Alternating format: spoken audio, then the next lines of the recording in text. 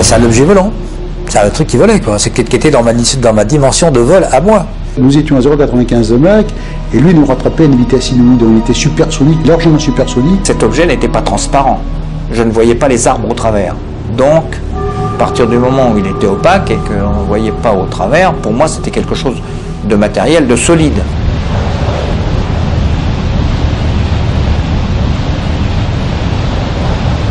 On voit cet objet très brillant, très blanc, qui disparaît à une vitesse inouïe sur notre gauche. En fait, c'était quelque chose, un objet qui me paraissait, je dirais, le volume d'un avion de ligne de l'époque, avec du hublot, et c'était éclairé très blanc de l'intérieur. La seule chose qui m'a surprise, c'est la vitesse instantanée acquise par l'objet au départ. Ce qui m'a frappé, moi, si vous voulez, c'est que surtout ces vitesses de déplacement ne correspondaient à rien de ce que je pouvais identifier moi dans mon monde volant.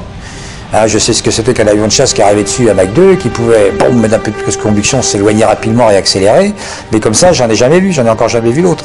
Nous, on tire toujours légèrement sur la droite, et la lueur, au lieu d'aller tout droit, prend effectivement l'intérieur du virage et nous suit dans le virage. Le réflexe que nous avons eu, c'est bon, on y va, on va voir ce que c'est, Et la grosse surprise, c'est que moi, j'ai jamais vu un avion de chasse dégagé comme ça. L'engin était en sustentation, disons en lévitation, au-dessus du sol, et il est parti à une vitesse, entre guillemets, de croisière instantanée. C'est ça qui... Lorsque ces phénomènes sont finalement observés, sont des observations de points lumineux dans le ciel, qui sont confirmées par des observations radar au sol ou à bord des avions, qui dans certains cas sont confirmées par des perturbations des télécommunications sur les avions, on se dit, là c'est pas simplement un phénomène, c'est très vraisemblablement un objet. Et ça c'est vrai, et là comment expliquer que cet objet ait des performances aussi inattendues, c'est là où se pose une question qui est très difficile et qui n'a pas de réponse aujourd'hui, et sur laquelle on peut évidemment faire un certain nombre d'hypothèses.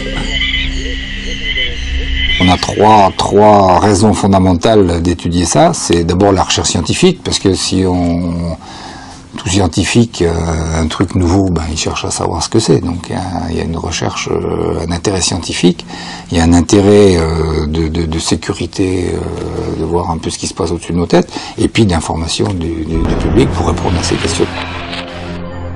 Si des citoyens observent des phénomènes dans le ciel pour lesquels ils demandent des explications, phénomènes qui parfois d'ailleurs laissent des traces éventuellement au sol. À partir du moment où on a un phénomène qui pour certains ont des réponses tout à fait scientifiques, mais pour d'autres, dans toute la connaissance qu'on a des activités n'ont pas de réponse satisfaisante, alors c'est une démarche scientifique, une démarche tout simplement logique d'essayer de comprendre et de faire des enquêtes aussi rigoureuses que possible pour comprendre. Спутник запущен, ждем. Значит, там сейчас нужно будет проверить что? Раз. Ориентацию, да? Что еще там? Забрать крышку.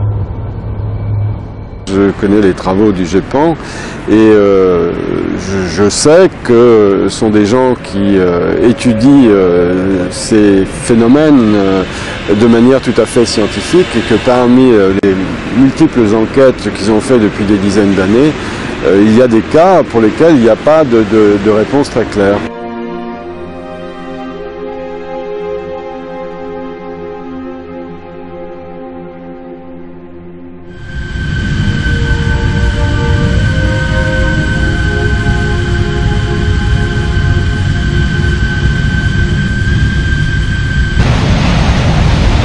C'est quelque chose qui venait vraiment nous voir, par deux fois, mais alors ça c'est important, sans mauvaise intention. Car je le répète, j'avais l'impression la dernière fois que si vous voulez m'avaler, il m'aurait avalé tout cru. C'était un comportement pensé, c'est un comportement tactique même, si vous voulez. Je veux dire, c'était pas aléatoire, parce que les 3 fois où on a eu la manœuvre, c'était une chose qui venait nous observer. La trajectoire n'était pas aberrante, c'était pas un bazar, un ballon fou qui venait nous balader entre nous, c'est qu'à chaque fois ça revenait pour nous observer. On s'observait avec mon collègue l'un l'autre, puisque c'était le but de notre manœuvre, mais le troisième nous observait, chacun en train de faire notre bazar, quoi. Là, nous sommes en face d'un phénomène qui a des caractéristiques intelligentes. c'est-à-dire qui fuit les témoins, c'est-à-dire qui accélère, c'est-à-dire qui a des vitesses complètement anormales. Avoir une vitesse supérieure à la vitesse du son sans banque sonique dans l'atmosphère, c'est pas un phénomène naturel, ça. C'est quelque chose d'artificiel. Aucun avion, aucun engin fabriqué par l'homme, même des fusées, sont capables de faire ça. J'étais au courant de l'apparition de ces phénomènes et je m'interrogeais. Et puis en tant que responsable scientifique auprès du ministre, je me disais qu'est-ce que ça peut bien être. Si bien que quand j'ai reçu ce coup de fil de l'Élysée qui me demandait cette synthèse, je n'étais pas interloqué. Je dis ah bon, effectivement, bon, c'est bien que l'Élysée s'intéresse à la question. S'il y a des engins qui nous survolent et qu'on n'arrive pas à savoir ce que c'est quand même intéressant pour l'État de savoir s'il y a un risque ou non pour la population. Tout le monde est comme moi, on n'a pas d'explication. Notre démarche actuelle, c'est vraiment avec le groupement d'études des phénomènes aérospatiaux non identifiés qui reprend sa vigueur au CNES, c'est de prendre en compte ces observations et d'essayer d'une part de les analyser, etc. Puis un jour peut-être, pour ceux qui sont inexplicables, de commencer à trouver à mettre en place des hypothèses.